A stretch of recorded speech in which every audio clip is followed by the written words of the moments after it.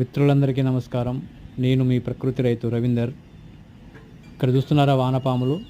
మా భూమిలో ఎన్ని వానపాములు ఉన్నాయో లక్షల కొద్దీ ఉన్నాయండి. ఈ కొద్ది ప్లేసులోనే వానపాములు అయితే ఇలా ఇలా మట్టి పెకిలిస్తే చాలా కనబడుతున్నాయండి. ఎంత లావుగా ఉన్నాయి చూడండి. మేము దీనికి ఓన్లీ ఇక్కడ మా దేశీ ఆవుల ఎరువులతో తయారైన ఘనజీవామృతం మాత్రమే వేస్తూ ఉంటాము. ప్రతి 15 రోజులు 20 రోజులకు ఒకసారి. ఇందులో పూల మొక్కలు, కూరగాయలు, ఇంకా పండ్ల మొక్కలు ఇలాంటివి వేస్తూ ఉంటాము.